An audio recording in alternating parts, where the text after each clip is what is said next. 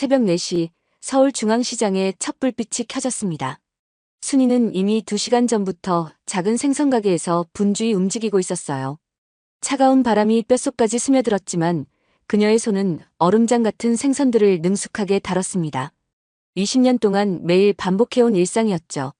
아이고 추워. 순이는 입김을 호호 불며 고등어를 얼음 위에 가지런히 늘어놓았습니다. 새벽 공기는 칼날처럼 차가웠어요. 하지만 이런 추위에도 익숙해진 지 오래였죠. 순이야, 오늘도 일찍 나왔네.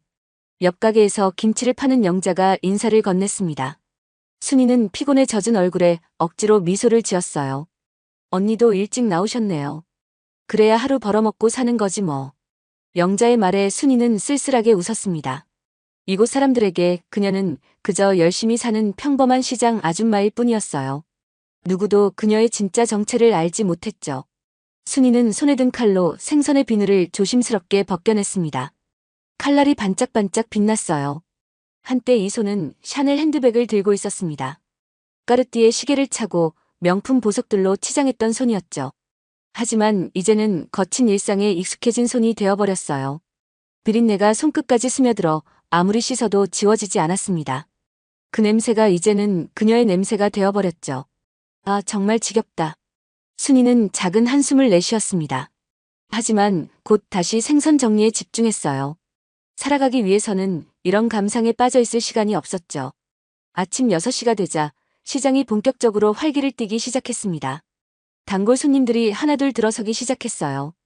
아줌마, 고등어 얼마예요? 개당 3,000원이에요.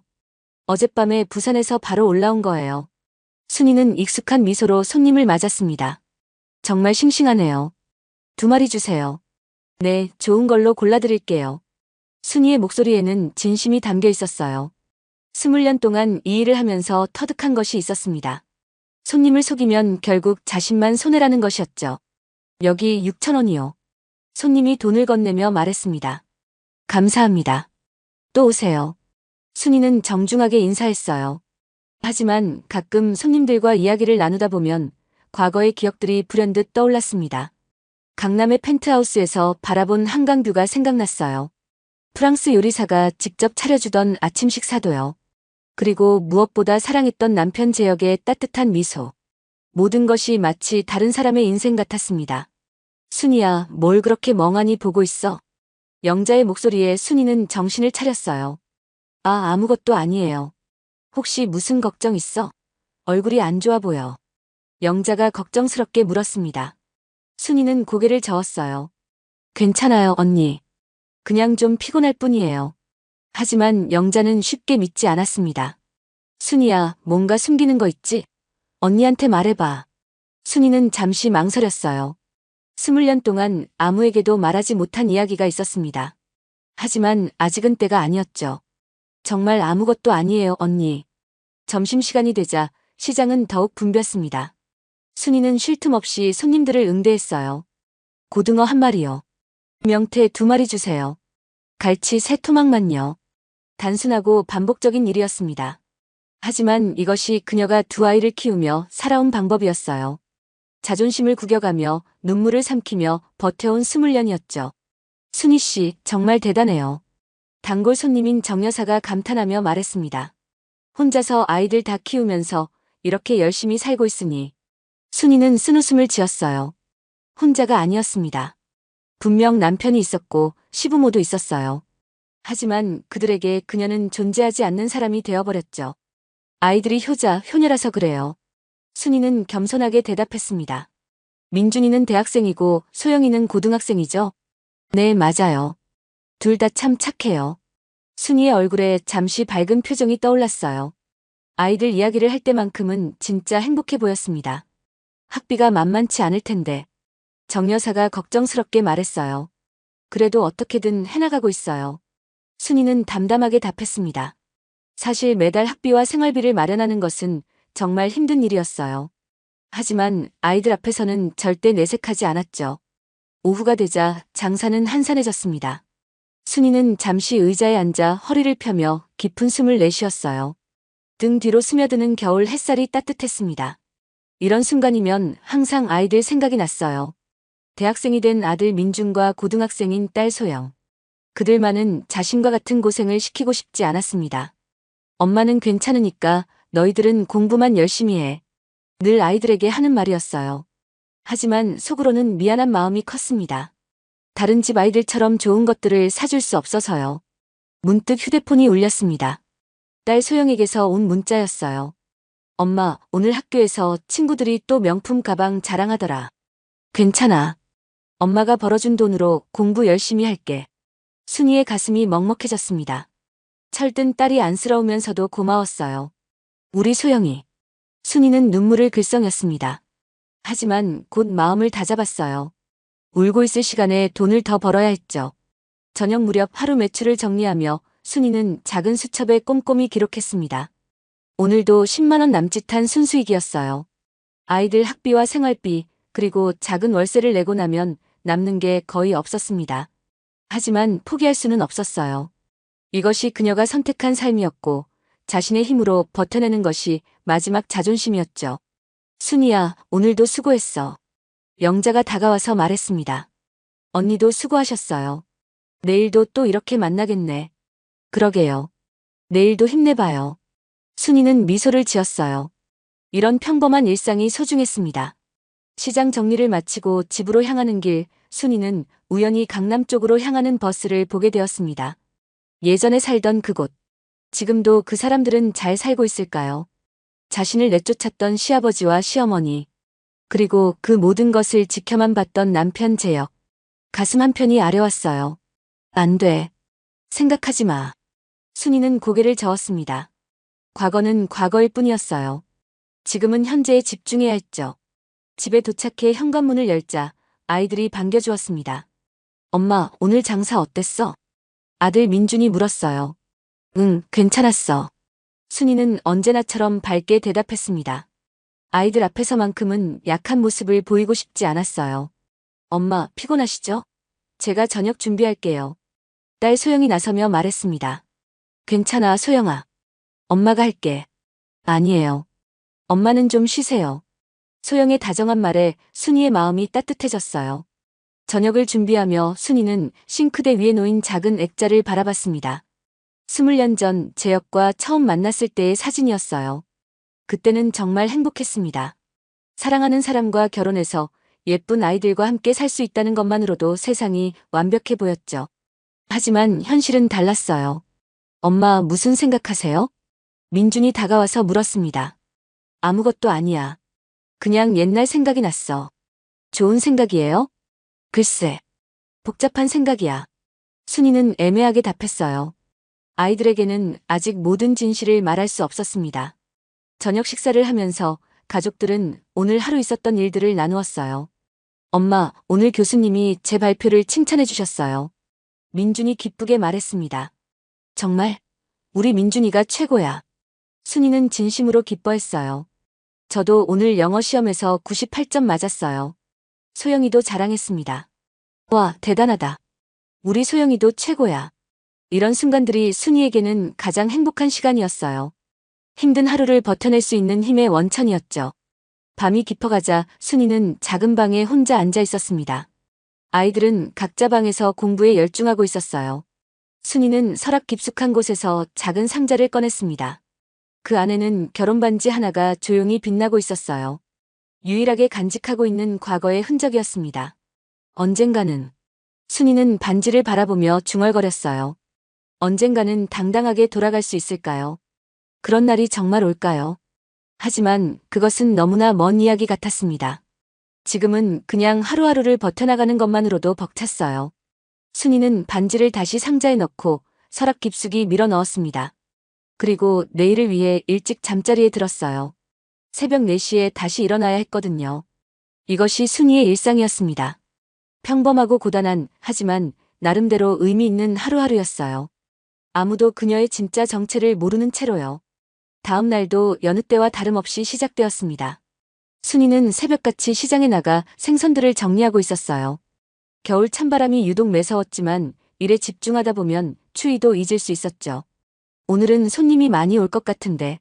순이는 혼자 중얼거리며 생선들을 가지런히 정렬했습니다. 어제보다 좀 더 싱싱한 생선들이 들어와서 기분이 좋았어요. 순이야, 벌써 왔네. 영자가 김치통을 들고 나타났습니다. 언니도 일찍 오셨네요. 요즘 경기가 안 좋아서 일찍 나와야 해.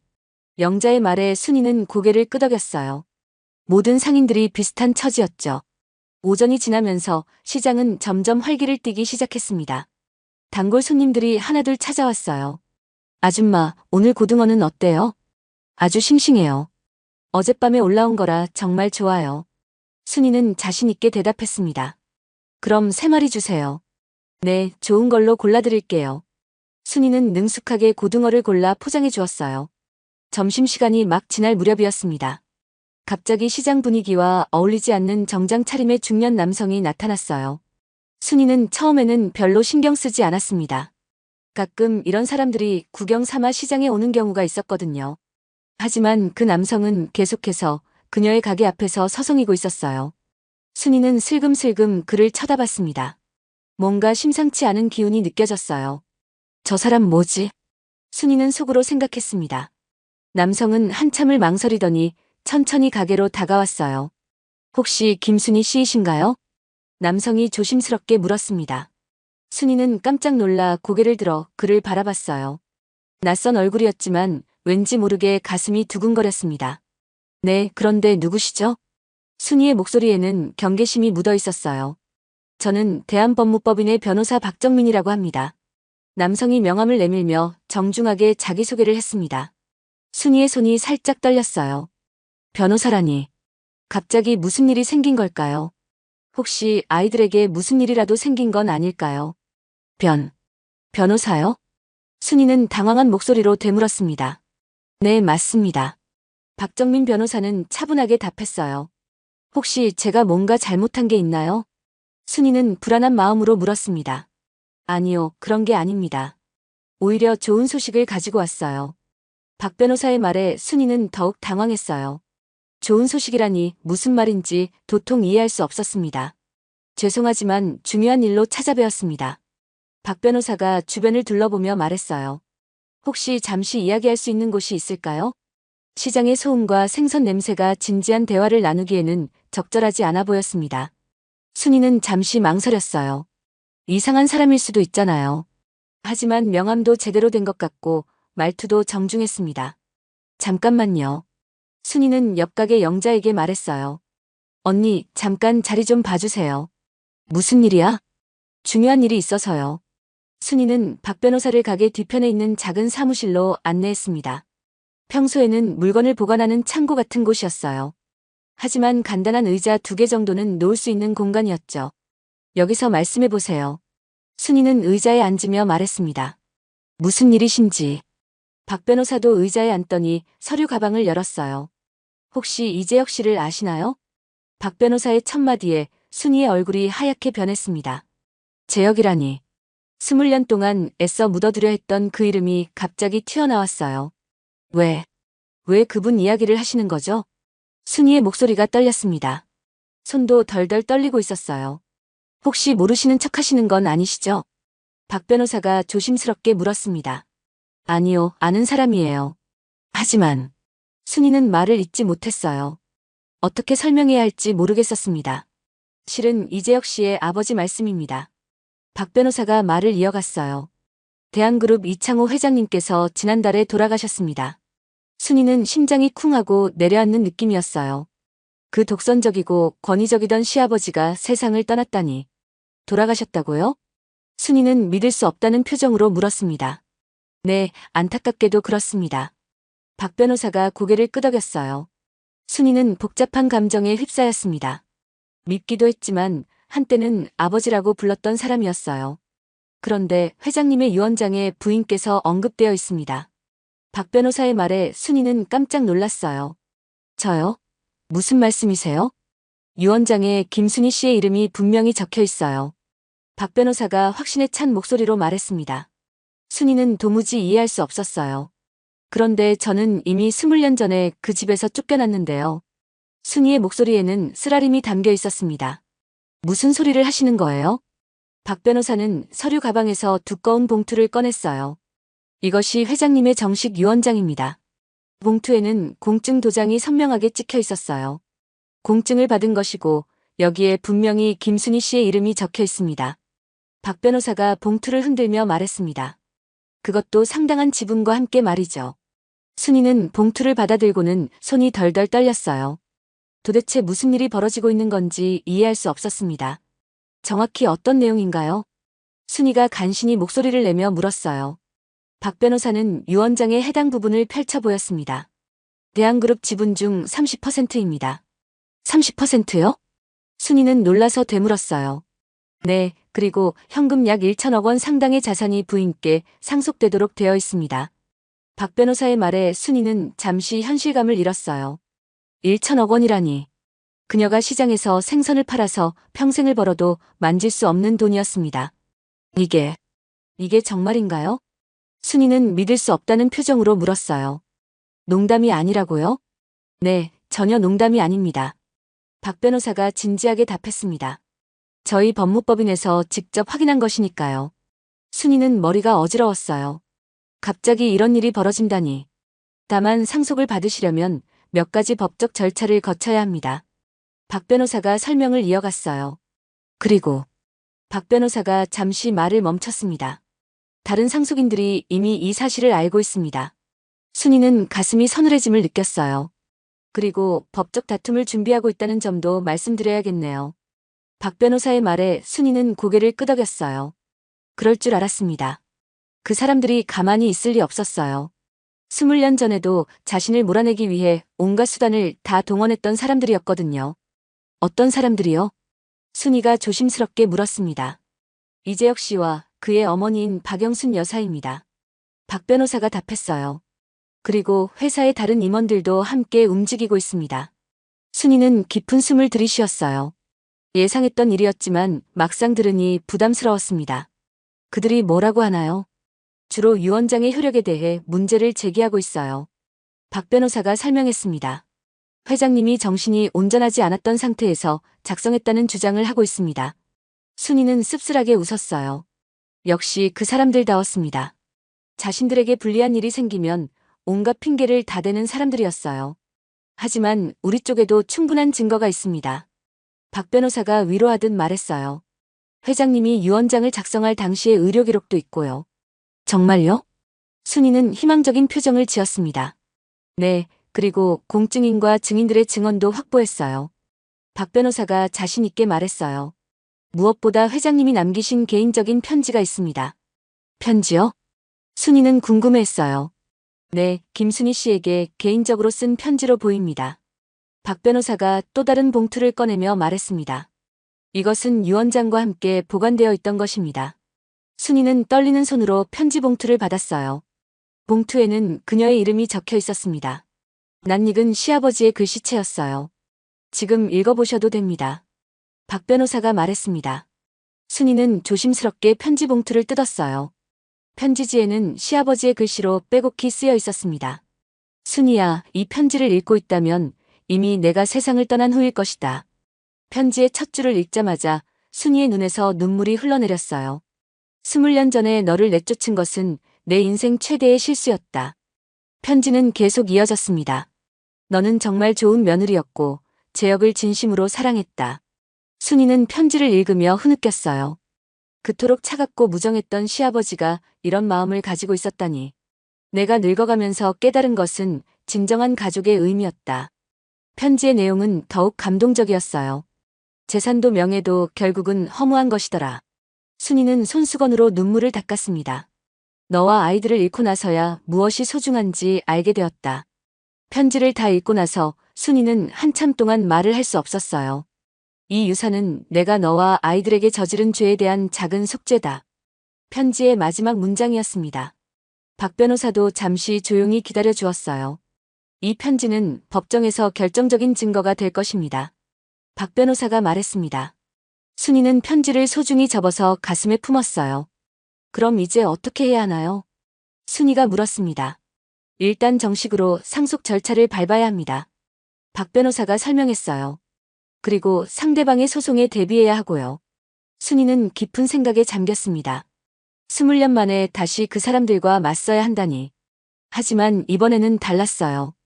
더 이상 약하고 순진한 며느리가 아니었습니다. 생존을 위해 싸워온 강인한 여성이 되어 있었거든요. 선생님, 제가 이길 수 있을까요? 순이가 불안한 마음으로 물었어요. 충분히 가능성이 있다고 봅니다. 박 변호사가 확신에 찬 목소리로 답했습니다. 무엇보다 정의가 우리 편에 있으니까요. 순이는 마음을 굳게 먹었어요. 이번에는 절대 물러서지 않을 것입니다. 아이들을 위해서라도 끝까지 싸울 각오였어요. 그날 밤 순이는 잠을 이룰 수 없었습니다. 변호사가 남기고 간 서류들을 계속해서 들여다보며 이 모든 것이 꿈이 아닌지 확인하고 있었어요. 20년 만에 다시 마주하게 된 과거의 기억들이 파도처럼 밀려왔습니다. 정말 이런 일이 일어날 수 있나? 순이는 혼자 중얼거렸어요. 아이들은 벌써 잠들어 있었고 집안은 조용했습니다. 순이는 서랍에서 그 오래된 사진을 꺼냈어요. 1994년 25살의 자신이 한 대학교 도서관에서 아르바이트를 하던 시절의 사진이었습니다. 그때는 정말 순진했었죠. 가난한 집안 형편 때문에 대학 등록금을 직접 벌어야 했던 그녀에게 도서관은 공부와 일을 동시에 할 수 있는 최적의 장소였어요. 그때 내가 얼마나 열심히 살았는데. 순이는 사진 속 자신을 바라보며 쓸쓸하게 웃었습니다. 그때 그녀를 처음 본 이재혁이 한눈에 반해버렸다고 했었죠. 순이야, 너 정말 예쁘다. 재혁이 처음 고백했던 날이 생각났어요. 도서관 뒤편 작은 카페에서였습니다. 나는 돈도 없고 변변한 집안도 아니에요. 그때 순이가 대답했던 말이었어요. 그런 건 중요하지 않아. 내가 널 사랑하는 게 전부야. 재혁의 말을 믿고 결혼을 결심했던 자신이 얼마나 순진했을까요? 재혁은 대한그룹 회장의 장남이었지만 전혀 거만하지 않았어요. 오히려 소탈하고 따뜻한 성격으로 순이의 마음을 사로잡았습니다. 집안 같은 건 중요하지 않아. 그의 말을 진심으로 믿었었죠. 결혼 준비를 할 때부터 시어머니의 차가운 시선을 느꼈지만 순이는 애써 무시했어요. 사랑하면 다 극복할 수 있을 거야. 그때는 정말 그렇게 생각했습니다. 결혼식 날 시아버지 이창호 회장은 차갑게 말했어요. 우리 집안에 어울리지 않는 며느리지만 재혁이가 원하니까 받아들이겠다. 그 말에 순이의 가슴이 아팠지만 재혁이 손을 꽉 잡아줬어요. 괜찮아, 순이야. 시간이 지나면 다 좋아질 거야. 하지만 시간이 지날수록 상황은 더 악화되었습니다. 결혼 초기 몇 년은 그래도 견딜만 했어요. 민준이와 소영이가 태어나고 재혁은 좋은 아버지였습니다. 아이들을 무척 아꼈죠. 하지만 시아버지 이창호 회장과 시어머니 박영수는 처음부터 순이를 탐탁지 않게 여겼어요. 변변한 집안도 아닌 애가 우리 집에 와서. 시어머니의 말을 들을 때마다 순이의 마음은 상처받았습니다. 어머님, 제가 더 잘하겠습니다. 순이는 늘 그렇게 대답했어요. 하지만 시어머니의 시선은 날이 갈수록 차가워졌습니다. 특히 순이가 출산 후에도 자신의 일을 계속하려 한다고 하자 시어머니는 격분했어요. 재벌가 며느리가 밖에서 돈을 번다고. 시어머니의 목소리는 날카로웠습니다. 체면이 말이 되냐? 결국 순이는 자신의 일을 포기해야 했어요. 꿈꾸던 직장 생활도 그렇게 끝나버렸습니다. 내가 뭘 잘못했나? 순이는 자주 그런 생각을 했어요. 최선을 다해 며느리 역할을 했는데 왜 인정받지 못할까요? 2000년 IMF 외환위기가 한국을 강타했을 때 상황은 더욱 악화되었습니다. 대한그룹도 큰 타격을 받았어요. 회장은 모든 책임을 순이에게 돌렸습니다.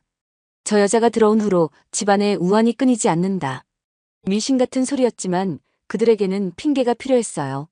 아버님, 그런 말씀은. 재혁이 변명하려 했지만 회장은 들으려 하지 않았습니다. 닥쳐라. 내가 헛된 사랑에 빠져서 집안을 망치고 있다. 그 말을 들을 때마다 순이는 가슴이 찢어지는 것 같았어요. 결정적인 사건은 2004년에 일어났습니다. 순이의 친정 어머니가 갑자기 쓰러지셨어요. 수술이 필요한 상황이었는데 수술비가 없었습니다. 아버님, 어머니 수술비 좀 도와주세요. 순이가 눈물을 흘리며 부탁했어요. 하지만 시아버지는 냉정하게 말했습니다.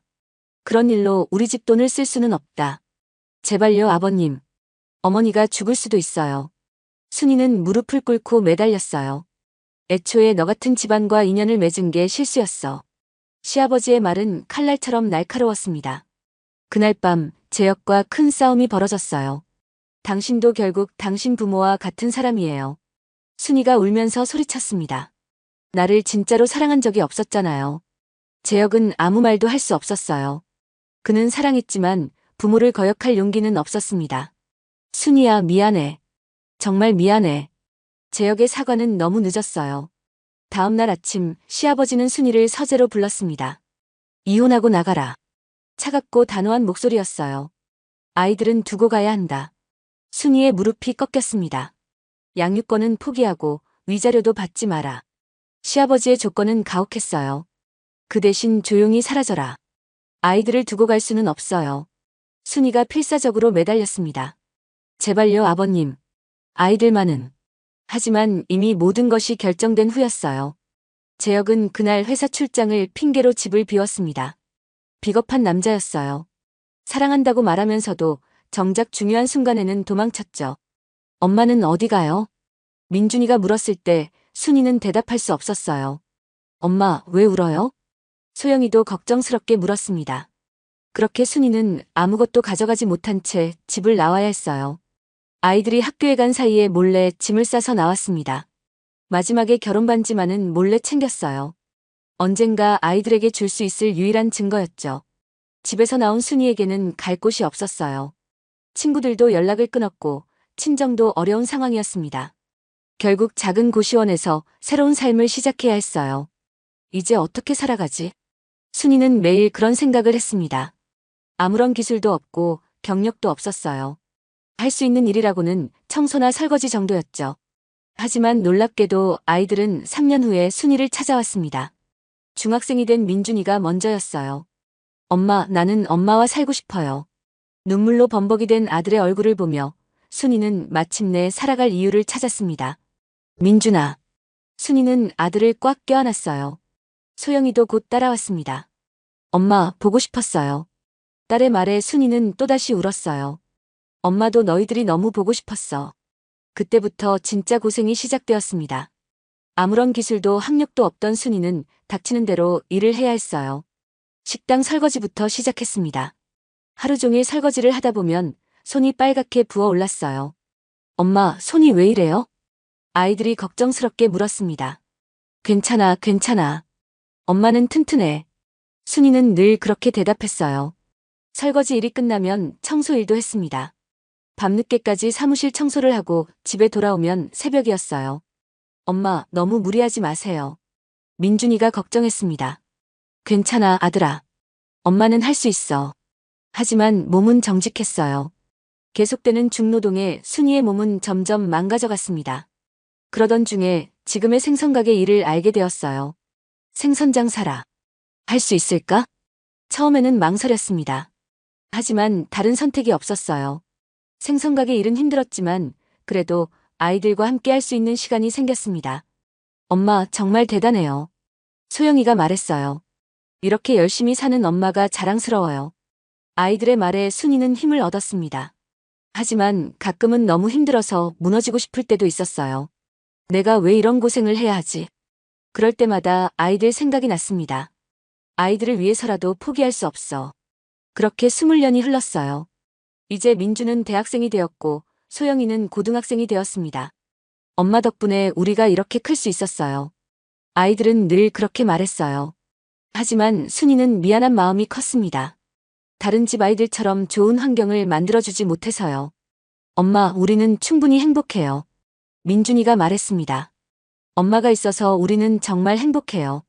소영이도 동의했어요. 지금 다시 그 사람들과 맞서야 한다니. 순이는 과거의 기억들을 떠올리며 마음을 다잡았습니다. 이번에는 절대 물러서지 않을 것이에요. 20년 전에 그 순진하고 약했던 며느리가 아니었습니다. 생존을 위해 싸워온 강인한 여성이 되어 있었어요. 이번에는 내가 이길 거야. 순이는 결심했습니다. 아이들을 위해서라도 끝까지 싸울 각오였어요. 20년간 참아온 모든 것들을 이번 기회에 해결하고 싶었습니다. 아버님, 정말 고마워요. 순이는 하늘을 향해 중얼거렸어요. 시아버지가 남긴 유언장과 편지는 단순한 유산이 아니었습니다. 그것은 그녀가 당당하게 자신의 가치를 인정받을 수 있는 기회였어요. 이제 시작이야. 순이는 주먹을 꽉 쥐었습니다. 긴 싸움이 될 것 같았지만 이번에는 준비가 되어 있었어요. 더 이상 도망치지 않을 것입니다. 정면으로 맞서서 자신의 권리를 찾을 거예요. 그것이 아이들에게 보여줄 수 있는 마지막 선물이라고 생각했습니다. 엄마는 포기하지 않는다는 걸 보여줄게. 순이는 다음 날을 기다리며 잠자리에 들었어요. 내일부터는 정말 새로운 삶이 시작될 것 같았습니다. 다음 날부터 순이의 삶은 완전히 달라졌습니다. 박정민 변호사와의 정식 미팅이 예정되어 있었어요. 순이는 20년 만에 정장을 입어야 했습니다. 옷장 깊숙이 보관해 두었던 검은색 정장을 꺼내니 예전보다 조금 작아진 것 같았어요. 그래도 어떻게든 맞춰 입었습니다. 엄마 정말 멋있어요. 소영이가 감탄하며 말했어요. 오랜만에 보는 엄마의 모습이네요. 민준이도 놀라워했습니다. 그래, 이상하지 않아? 순이는 거울을 보며 물었어요. 20년 동안 작업복만 입고 살아서 정장 입은 자신이 낯설었습니다. 전혀요. 정말 우아해 보여요. 아이들의 말에 순이는 조금 자신감을 얻었어요. 법무법인 사무실은 강남의 고층 빌딩에 있었습니다. 순이가 엘리베이터를 타고 35층에 도착했을 때 발밑이 휘청거렸어요. 이런 곳에 와본 게 언제인지 기억도 나지 않았습니다. 대한법무법인입니다. 어떻게 오셨나요? 접수 직원이 정중하게 물었어요. 박정민 변호사님과 약속이 있는 김순희입니다. 아, 네. 잠시만 기다려주세요. 접수 직원의 안내를 받으며 순이는 변호사 사무실로 향했습니다. 복도 곳곳에 걸린 수상 내역들과 화려한 인테리어가 인상적이었어요. 정말 대단한 곳이네. 순이는 속으로 감탄했습니다. 박정민 변호사는 생각보다 젊어 보였어요. 하지만 말하는 투로 봐서는 상당한 경력이 있어 보였습니다. 김순희 씨, 어서 오세요. 박 변호사가 일어나서 인사했어요. 오늘부터 본격적인 법적 절차가 시작됩니다. 각오는 하고 계시죠? 박 변호사의 표정이 진지했습니다. 순이는 고개를 끄덕였어요. 네, 준비되어 있습니다. 그럼 먼저 상황부터 설명드리겠습니다. 박 변호사가 서류를 펼쳐놓으며 시작했어요.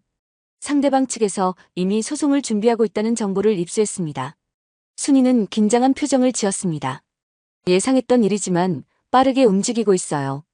박 변호사가 설명을 이어갔어요.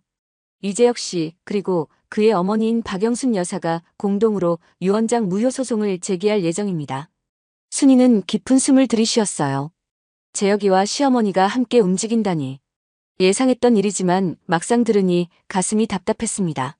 주요 논리는 무엇인가요? 순이가 물었어요. 정신 이상 상태에서 작성된 유언장이라는 것입니다. 박 변호사가 답했습니다. 회장님이 치매나 우울증으로 정상적인 판단력을 잃었다고 주장할 거예요. 순이는 한숨을 쉬었어요. 역시 그 사람들다웠습니다. 자신들에게 불리한 일이 생기면 온갖 방법을 다 동원해서 막으려 했어요. 그럼 우리는 어떻게 대응해야 하나요? 다행히 우리 쪽에 유리한 증거들이 꽤 있습니다. 박 변호사가 또 다른 서류를 꺼냈어요.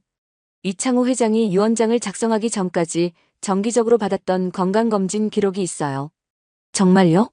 순이는 희망적인 표정을 지었습니다. 네, 그리고 유언장 작성 당시 참석했던 공증인과 증인들의 증언도 확보했어요. 박 변호사가 자신 있게 말했습니다. 모든 사람들이 회장님이 정신이 명료했다고 증언할 거예요. 무엇보다 놀라운 것은 이창호 회장이 남긴 개인적인 일기였어요. 이 일기는 회장님이 지난 5년간 직접 쓰신 것입니다. 박 변호사가 두꺼운 일기장을 보여줬어요. 여기에 김순희 씨와 손자, 손녀에 대한 그리움이 상세히 기록되어 있어요.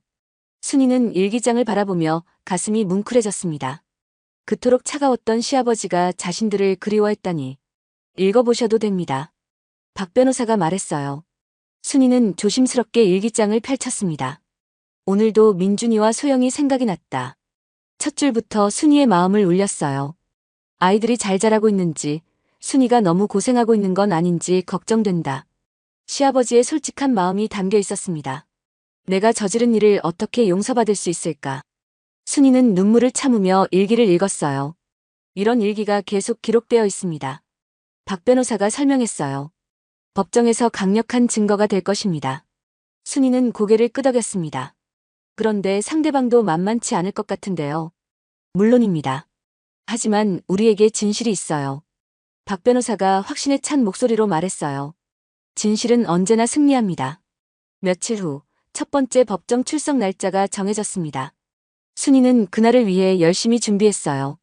박 변호사로부터 법정에서 지켜야 할 예의와 주의사항들을 배웠습니다. 무엇보다 침착함을 유지하세요. 박 변호사가 조언했어요. 상대방이 감정적으로 나와도 흔들리지 마세요. 순이는 고개를 끄덕였습니다. 20년간 시장에서 온갖 사람들을 상대해온 경험이 도움이 될 것 같았어요. 한편 대한그룹 본사에서는 긴급 임원회의가 열리고 있었습니다. 이재혁과 그의 어머니 박영순, 그리고 회사의 주요 임원들이 모여 대책을 논의하고 있었어요. 어떻게 이런 일이 생길 수 있어? 박영순이 격하게 반응했습니다. 아버지가 정신이 온전하지 않으셨던 게 분명해. 하지만 이재혁은 확신이 없었어요. 사실 그는 아버지가 말년에 순이와 아이들을 그리워했다는 것을 알고 있었습니다. 아들아, 설마 내가 그 여자 편을 드는 건 아니지? 박영순이 의심스럽게 물었어요. 아니에요, 어머니. 당연히 우리 편이죠. 이재혁은 억지로 대답했습니다. 하지만 마음 한편으로는 복잡한 감정이 들었어요. 변호사들이 뭐라고 해? 박영순이 물었습니다. 승산이 있다고 합니다. 법무팀장이 답했어요. 하지만 상대방도 만만치 않을 것 같습니다. 돈을 더 써서라도 이겨야 해. 박영순이 단호하게 말했습니다. 그 여자에게 한 푼도 줄 수 없어. 법정 첫날이 다가왔습니다. 순이는 박 변호사와 함께 서울중앙지방법원에 도착했어요. 법원 계단을 올라가며 그녀는 20년 전의 그 굴욕적인 하루를 떠올렸습니다. 이번에는 달랐어요. 더 이상 구걸하거나 매달리지 않을 것입니다. 긴장되시죠? 박 변호사가 물었어요. 조금요. 하지만 할 수 있을 것 같아요. 순이는 담담하게 답했습니다. 법정에 들어서자 상대방 측이 이미 자리를 잡고 있었어요. 이재혁과 박영순, 그리고 그들의 변호사들. 20년 만에 마주한 그들의 모습은 많이 늙어 있었습니다. 특히 재혁은 머리가 많이 휘어져 있었어요. 재혁과 눈이 마주쳤습니다. 그는 잠시 당황한 듯했지만 곧 고개를 돌렸어요. 여전히 비겁한 남자였습니다. 순이는 더 이상 그에게 아무런 감정도 느끼지 않았어요. 다만 아이들의 아버지라는 사실만이 남아있을 뿐이었습니다. 박영수는 순이를 쏘아보며 속삭였어요. 저 여자가 아직도 살아있었네. 그 말이 순이의 귀에 들렸지만 그녀는 무시했습니다. 더 이상 그런 말에 상처받지 않았어요. 재판장이 입장하고 첫 번째 변론이 시작되었습니다. 상대방 변호사가 먼저 발언했어요. 이창호 회장은 말년에 치매 증상을 보였습니다. 정상적인 판단력이 없는 상태에서 유언장을 작성했습니다. 하지만 박정민 변호사는 준비한 의료 기록들로 그 주장을 반박했어요. 회장님은 돌아가시기 직전까지 정기적으로 건강검진을 받으셨습니다. 모든 의료 기록이 정신적으로 아무런 문제가 없었음을 보여줍니다. 재판장도 의료 기록을 자세히 검토했어요. 이 기록들을 보면 치매나 정신 이상의 징후가 전혀 보이지 않는군요. 상대방 변호사는 당황했습니다. 하지만 가족들의 증언에 따르면 가족들의 주관적인 증언보다는 객관적인 의료 기록이 더 신빙성이 있겠죠. 재판장이 말했어요. 첫 재판은 박 변호사에게 유리하게 흘러갔습니다. 순이는 안도의 숨을 쉬었어요. 법정을 나서는데 뒤에서 누군가 부르는 소리가 들렸습니다. 순이야. 돌아보니 재혁이 서 있었어요. 20년 만에 듣는 그의 목소리였습니다. 잠깐만 이야기하자. 재혁의 목소리에는 복잡한 감정이 섞여 있었어요. 순이는 잠시 망설이다가 고개를 끄덕였습니다. 20년 만의 대화였지만 더 이상 두려울 것은 없었어요. 그들은 법원 근처의 조용한 카페로 자리를 옮겼습니다. 많이 힘들었겠구나. 재혁의 첫 마디였어요. 순이는 차가운 미소를 지었습니다. 힘들다는 말로는 부족하죠. 지옥 같았어요.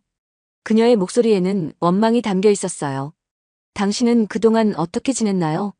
아이들 걱정은 안 되던가요? 재혁은 고개를 숙였어요. 미안해. 정말 미안해. 매일 후회하며 살았어. 하지만 순이는 그의 사과를 쉽게 받아들일 수 없었습니다. 후회요? 그럼 왜 찾아오지 않았나요? 왜 아이들이 당신을 찾아갔을 때도 모른 척했나요? 재혁은 할 말이 없었어요. 사실 그는 알고 있었습니다.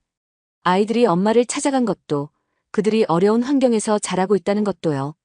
하지만 어머니 박영순의 강력한 반대에 부딪혀 아무것도 할 수 없었어요. 어머니가 절대 허락하지 않으셨어. 재혁이 변명했습니다. 지금까지도 어머니 핑계를 대시는군요. 순이가 실소를 터뜨렸어요. 정말 실망이에요.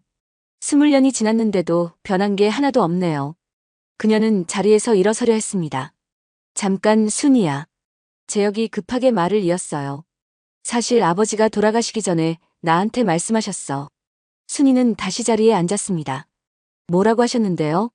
너와 아이들에게 미안하다고. 재혁의 목소리가 떨렸어요. 가장 소중한 것들을 잃게 했다고. 순이는 조용히 듣고 있었어요. 이미 시아버지의 편지를 통해 어느 정도 짐작했던 내용이었습니다. 아버지는 말년에 많이 외로워하셨어. 재혁이 계속 말했어요. 민준이와 소영이 이야기를 자주 하셨고 너에 대한 이야기도. 그래서 유언장에 제 이름을 적어 놓으신 거군요. 순이가 차분하게 말했습니다. 아버지는 늘 말씀하셨어. 재혁이 눈물을 글썽이며 말했어요. 가족이 뿔뿔이 흩어진 것이 가장 큰 실패라고. 나는 정말 바보였어, 순이야. 가장 소중한 사람들을 지키지 못했어. 순이는 더 이상 그의 사과에 흔들리지 않았어요. 이제 와서 그런 말씀을 하셔도 늦었어요. 전 이미 다른 삶을 살고 있어요. 당신과는 관계없는 삶을요. 그녀의 말에는 확고한 의지가 담겨 있었습니다. 재혁은 할 말을 잃었어요. 그제야 자신이 정말로 그녀를 잃었다는 것을 깨달았습니다. 우리 다시 시작할 수는 없을까? 재혁이 간절하게 물었어요. 순이는 고개를 저었습니다. 불가능해요. 이미 끝난 일이에요. 그녀는 자리에서 일어났습니다. 그럼 이만 가보겠어요. 다음 재판에서 뵙죠. 순이는 차가운 목소리로 말하고 카페를 나섰어요. 재혁은 혼자 남아 오랫동안 자리에 앉아 있었습니다. 카페를 나선 순이는 깊은 숨을 들이마셨습니다. 재혁과의 대화는 예상했던 것보다 담담했어요. 더 이상 그에게 아무런 미련도 없다는 것을 확실히 알 수 있었습니다. 이제 정말 끝이야. 순이는 혼자 중얼거렸어요. 과거에 대한 마지막 정리가 끝난 기분이었습니다. 집으로 돌아가는 길에 순이는 시장에 들렀어요. 영자가 반갑게 맞아주었습니다. 순이야, 어떻게 됐어? 괜찮았어요, 언니. 순이는 미소를 지으며 답했습니다. 정말 대단하다. 우리 순이가 법정까지 가다니. 영자가 감탄하며 말했어요. 언니도 곧 알게 될 거예요. 순이는 의미심장하게 말했습니다. 아직 시장 사람들에게는 자세한 사정을 말하지 않았어요. 하지만 곧 모든 것이 밝혀질 것 같았습니다. 며칠 후 두 번째 재판날이 되었어요. 이번에는 증인들이 출석할 예정이었습니다. 가장 중요한 증인은 이창호 회장의 주치의였어요. 회장님은 돌아가시기 직전까지 정신이 매우 명료하셨습니다. 주치의가 증언대에서 또렷하게 말했습니다. 치매나 정신 이상의 징후는 전혀 보이지 않았어요. 정기적으로 건강검진을 받으셨는데 뇌 MRI나 인지능력 검사에서도 모두 정상이었습니다. 상대방 변호사가 반박했어요. 하지만 가족들은 이상한 행동을 목격했다고 하는데요. 그것은 단순한 노화 현상일 뿐입니다. 주치의가 단호하게 답했어요. 의학적으로는 아무런 문제가 없었습니다. 이어서 유언장 작성에 참여했던 공증인도 증언했습니다. 이창호 회장께서는 매우 신중하게 유언장을 작성하셨어요. 공증인의 증언은 명확했습니다. 여러 차례 검토하시고 특히 김순희 씨에 관한 부분은 특별히 강조하셨습니다. 이것만은 반드시 지켜져야 한다고 말씀하셨어요. 박영순이 법정에서 소리를 질렀습니다. 그런 건 말이 안 돼요. 시아버지가 그런 분이 아니었어요. 하지만 재판장이 정중하게 제지했어요. 법정에서는 질서를 지켜주시기 바랍니다. 증인의 증언을 끝까지 들어보시죠. 공증인이 계속 말했습니다. 회장님은 유언장 작성 이유도 자세히 설명하셨어요. 가족에게 저지른 실수를 바로잡고 싶다고 하셨습니다. 순이는 가슴이 뭉클해졌어요. 시아버지가 정말 그런 마음이었다니. 상대방 측에서는 반박 증인으로 가정의학과 의사를 내세웠습니다. 하지만 직접 진료한 적이 없는 사람의 추정에 불과했어요. 추정이나 가능성이 아닌 명확한 증거를 제시해 주시기 바랍니다. 재판장도 그 점을 지적했습니다. 의학적 소견은 실제 진료를 바탕으로 해야 합니다. 결정적인 순간이 왔어요. 박정민 변호사가 이창호 회장의 개인 일기를 증거로 제출했습니다. 이것은 회장님이 지난 5년간 직접 쓰신 일기입니다. 여기에 김순희 씨와 손자, 손녀에 대한 그리움이 상세히 기록되어 있어요. 재판장이 일기를 받아보며 살펴봤습니다. 글씨도 또렷하고 내용도 논리적이군요. 일기의 한 부분이 법정에서 낭독되었어요. 오늘도 민준이와 소영이 생각이 났다. 박 변호사가 차분하게 읽어내려갔습니다. 아이들이 잘 자라고 있는지, 순이가 너무 고생하고 있는 건 아닌지 걱정된다. 내가 저지른 일을 어떻게 용서받을 수 있을까? 법정이 조용해졌어요.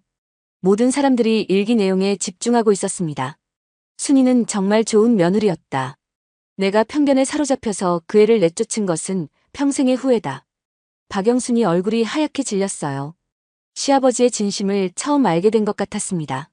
민준이와 소영이에게 할아버지로서 아무것도 해준 게 없다. 일기 낭독이 계속되었어요. 이 아이들에게 미안한 마음뿐이다. 재혁도 고개를 숙이고 있었습니다. 아버지의 마음을 전혀 몰랐던 자신이 부끄러웠어요. 이번만큼은 내가 잘못한 것을 바로잡고 싶다. 일기의 마지막 부분이었습니다. 순이와 아이들에게 이 재산을 물려주는 것이 내가 할 수 있는 마지막 일이다. 박영순이 법정에서 울음을 터뜨렸어요. 아버님이 그런 마음이셨다니. 하지만 이미 늦었습니다. 증거는 너무나 명확했어요. 박 변호사가 마지막 증거를 제시했습니다. 이것은 회장님이 김순희 씨에게 직접 쓰신 편지입니다. 편지 내용도 법정에서 공개되었어요. 순이야, 너를 내쫓은 것은 내 인생 최대의 실수였다. 순이는 눈물을 참으며 들었습니다. 너는 우리 가족이었는데 내가 그것을 인정하지 않았다. 이제라도 너와 아이들에게 마땅히 돌아갈 것을 돌려주고 싶다. 마지막으로 순이 본인이 증인으로 출석했어요. 상대방 변호사가 공격적으로 질문했습니다. 20년 동안 연락도 하지 않았던 사람이 갑자기 유산을 상속받는 것이 합리적이라고 생각하십니까? 순이는 침착하게 대답했어요. 저는 연락하지 않은 것이 아니라 연락할 수 없었습니다. 제가 그 집에서 나갈 때 모든 연락을 차단하라고 하셨거든요. 그리고 저는 유산을 받기 위해 여기 온 것이 아닙니다. 순이의 목소리는 당당했어요. 제가 받을 권리가 있다면 당당히 받겠다는 것입니다. 그동안 어떻게 생활하셨나요? 상대방 변호사가 계속 물었어요. 시장에서 생선 장사를 하며 아이들을 키웠습니다. 순이가 담담하게 답했습니다. 하루도 쉬지 않고 열심히 살았어요. 힘들지 않으셨나요? 힘들었지만 포기하지 않았습니다. 순이의 답변에 법정이 숙연해졌어요. 아이들을 위해서라도 굴복할 수 없었거든요. 박 변호사가 마지막 질문을 했습니다. 지금 이 소송에 임하는 마음가짐은 어떠신가요? 복수나 원망이 아닙니다. 순이가 또렷하게 말했어요. 단지 정당한 권리를 찾는 것뿐입니다. 그리고 아이들에게 떳떳한 엄마가 되고 싶어요. 재판이 그날로 마무리되었습니다. 판결 선고일이 일주일 후로 정해졌어요. 법정을 나서는 순이의 뒤를 시장 상인들이 따라왔습니다. 그들은 신문을 통해 이 소식을 알고 응원하러 온 것이었어요. 순이야, 우리가 응원한다. 영자가 큰 소리로 외쳤습니다. 정말 대단해. 우리 순이가 해냈어. 다른 상인들도 박수를 쳤어요. 순이는 뜨거운 감동을 느꼈습니다. 진짜 가족은 혈연이 아니라 마음으로 연결된 사람들이라는 것을 새삼 깨달았어요. 20년 동안 자신을 지켜준 시장 사람들이야말로 진정한 가족이었습니다. 언니들 정말 고마워요. 순이가 눈물을 글썽이며 말했어요. 뭘 고마워해. 당연한 거지. 영자가 순이의 손을 꽉 잡았습니다. 우리는 한 가족이야. 그날 저녁 순이는 아이들과 함께 조용한 저녁을 먹었어요. 엄마 정말 대단해요. 민준이가 감탄하며 말했습니다. 신문에도 나왔더라고요. 우리 엄마가 이렇게 유명해지다니. 소영이도 기뻐했어요. 아직 끝난 게 아니야. 순이가 조심스럽게 말했어요. 판결이 나와야 정말 끝나는 거야. 그래도 엄마가 최선을 다한 것만으로도 자랑스러워요. 아이들의 말에 순이는 뿌듯했어요. 일주일이 금세 지나갔습니다. 그동안 언론에서는 이 사건을 연일 보도했어요. 시장 아줌마의 1000억 상속 소송이라는 제목으로 큰 화제가 되었습니다. 많은 사람들이 순이를 응원하는 댓글을 달았어요. 정의가 승리하길 바란다. 서민의 승리를 보고 싶다. 하지만 일부에서는 비판적인 시각도 있었습니다. 돈에 눈이 먼 것 아니냐. 20년 만에 나타나서 유산을 요구하는 게 말이 되냐. 순이는 그런 댓글들을 보며 씁쓸했어요. 하지만 흔들리지 않았습니다. 자신이 옳은 일을 하고 있다는 확신이 있었거든요. 판결 선고일 전날 밤 순이는 잠을 이루지 못했어요. 내일이면 모든 것이 결정됩니다. 승리할 수도 있고 패배할 수도 있어요. 하지만 어떤 결과든 받아들일 준비가 되어 있었습니다. 최선을 다했으니까. 순이는 자신에게 말했어요. 이제는 하늘에 맡기자.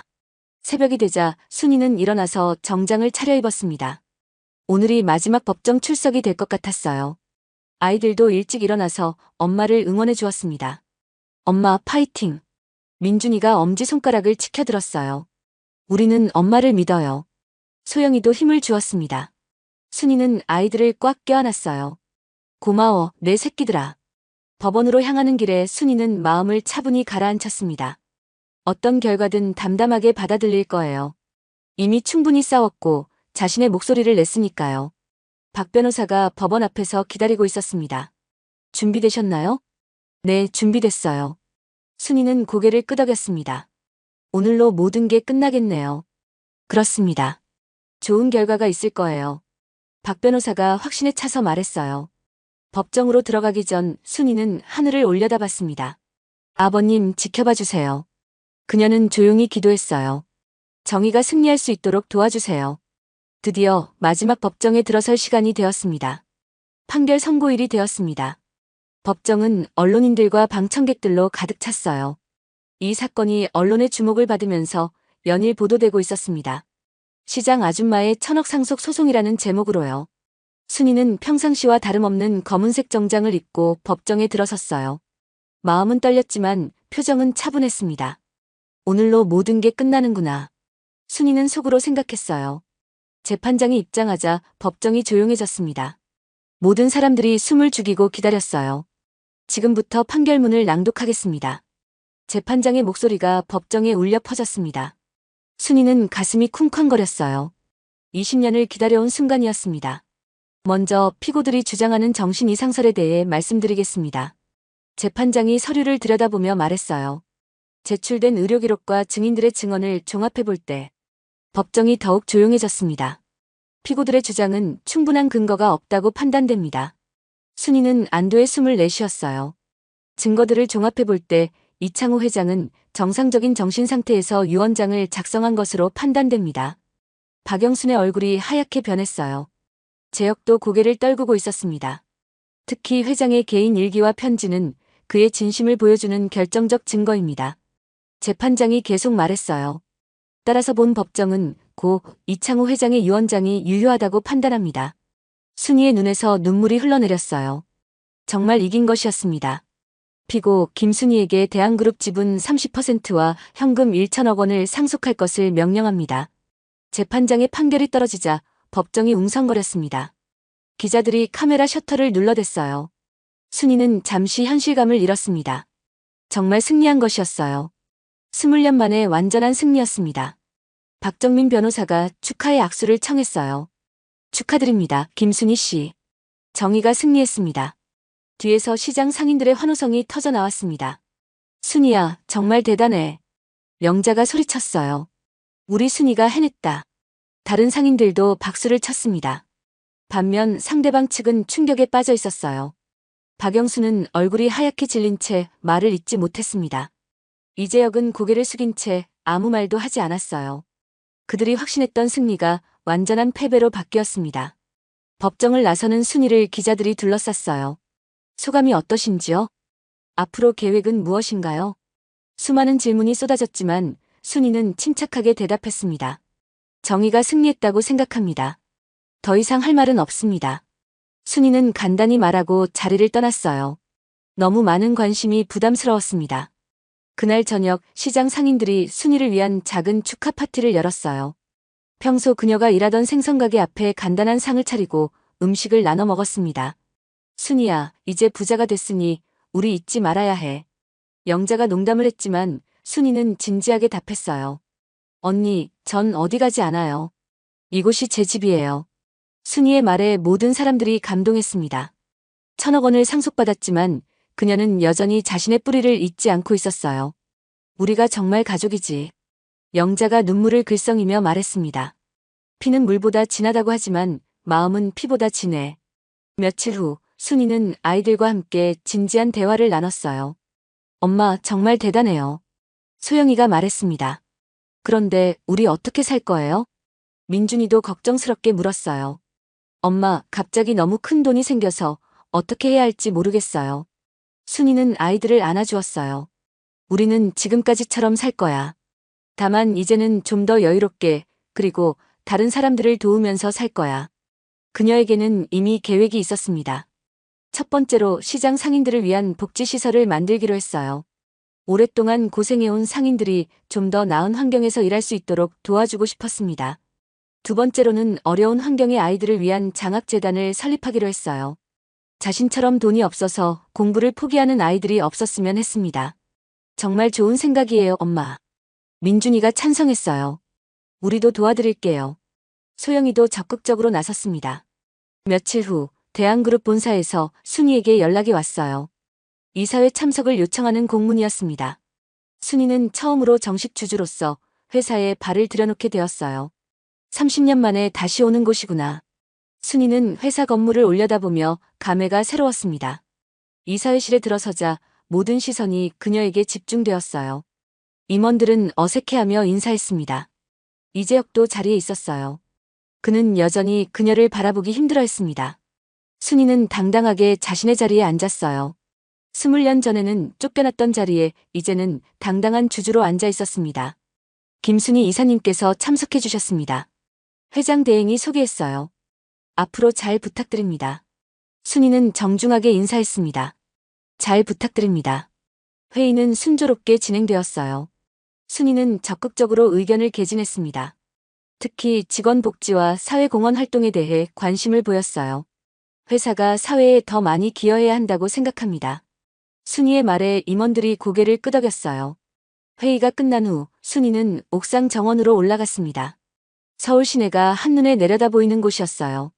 저 멀리 자신이 20년 동안 일했던 시장도 보였습니다. 그곳에서 시작된 작은 불씨가 이제는 큰 불꽃이 되어 있었어요. 순이야. 뒤에서 재혁의 목소리가 들렸습니다. 그가 조심스럽게 다가왔어요. 우리 다시 시작할 수 있을까? 그의 목소리에는 간절함이 담겨 있었습니다. 순이는 고개를 저었어요. 재혁 씨, 우리는 이미 끝났어요. 20년 전에. 그녀의 목소리는 차분했습니다. 전 이제 새로운 삶을 살 거예요. 당신 없이도 충분히 행복할 수 있어요. 재혁은 아무 말도 할 수 없었어요. 그제야 자신이 정말로 그녀를 잃었다는 것을 깨달았습니다. 순이는 마지막으로 그를 바라보며 말했어요. 아이들의 아버지로서는 언제든 만날 수 있어요. 하지만 그 이상은 아니에요. 며칠 후 순이는 시장으로 돌아왔습니다. 하지만 이번에는 손님이 아니라 투자자로서였어요. 그녀는 시장 현대화 사업에 거액을 투자하기로 결정했습니다. 상인들이 더 좋은 환경에서 일할 수 있도록 도와주고 싶었어요. 순이야, 정말 고마워. 영자가 순이에게 다가왔습니다. 내가 있어서 우리 시장이 이렇게 발전할 수 있을 거야. 순이는 미소를 지었어요. 언니, 제가 더 고마워요. 제가 가장 힘들 때 가족이 되어주셨잖아요.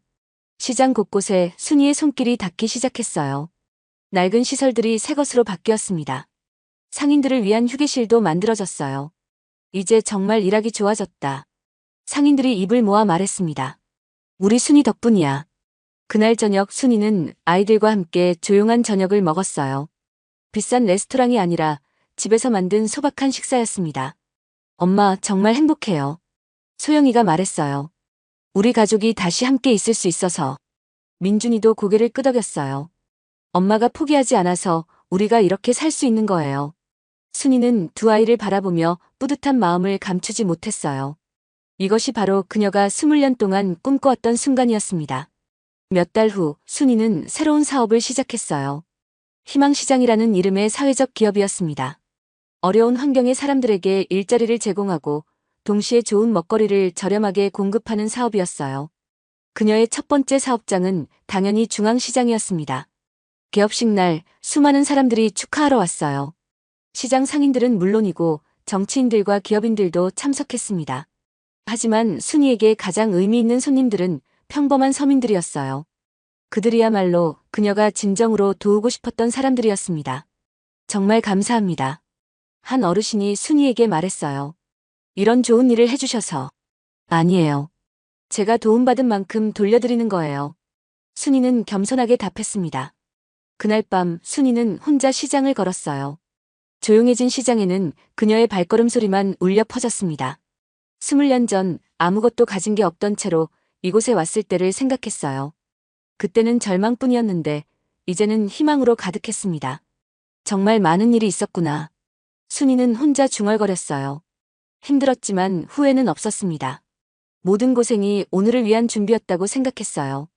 마지막으로 그녀는 자신의 옛 생선가게 앞에 섰어요. 이제는 새로운 주인이 운영하고 있지만 여전히 그녀에게는 특별한 곳이었습니다. 이곳에서 배운 것은 돈을 버는 방법이 아니라 살아가는 방법이었어요. 포기하지 않는 방법, 꿈을 잃지 않는 방법이었습니다. 여기서 모든 게 시작됐지. 순이는 감회에 젖어 말했어요. 그때 휴대폰이 울렸습니다. 딸 소영에게서 온 문자였어요. 엄마 사랑해요. 정말 자랑스러운 엄마예요. 순이는 미소를 지으며 답장을 보냈어요. 엄마도 사랑해. 우리 소영이. 아들 민준에게서도 문자가 왔습니다. 엄마, 오늘 친구들이 엄마 뉴스 보고 부러워했어요. 최고의 엄마예요. 순이의 마음이 따뜻해졌어요. 아이들이 자신을 자랑스러워한다니. 이보다 더 큰 행복이 있을까요? 순이는 하늘을 올려다봤어요. 별들이 반짝이고 있었습니다. 고마워요, 아버님. 그녀가 조용히 중얼거렸어요. 시아버지의 마지막 선물은 단순히 돈이 아니었습니다. 그것은 그녀가 당당하게 자신의 가치를 인정받을 수 있는 기회였어요. 이제 순이의 새로운 인생이 시작되었습니다. 더 이상 과거에 얽매이지 않고 더 이상 누구에게 구걸하지 않는 당당한 삶이었어요. 그녀는 자신의 힘으로 일어섰고 이제는 다른 사람들도 일으킬 수 있는 힘을 가지게 되었습니다. 시장에서 시작된 작은 희망이 이제는 많은 사람들에게 희망을 주는 큰 빛이 되어 있었어요. 새로운 시작이야. 순이는 다짐했습니다. 앞으로 더 많은 사람들을 도우며 살 거예요. 그것이 자신에게 주어진 사명이라고 생각했습니다. 집으로 돌아가는 길, 순이의 발걸음은 가벼웠어요. 내일은 또 어떤 좋은 일들이 기다리고 있을까요? 생각만 해도 설레었습니다. 20년간의 긴 터널을 지나 드디어 밝은 햇살을 만날 수 있었어요. 이제는 정말 행복한 날들만 남았을 것 같았습니다. 순이는 가족들이 기다리는 집으로 향했어요. 따뜻한 불빛이 켜진 집으로요. 그곳에서 새로운 꿈을 키워갈 거예요. 더 많은 사람들에게 희망을 주는 꿈을요. 이제 진짜 시작이야. 순이는 마지막으로 다짐하며 집 안으로 들어갔습니다.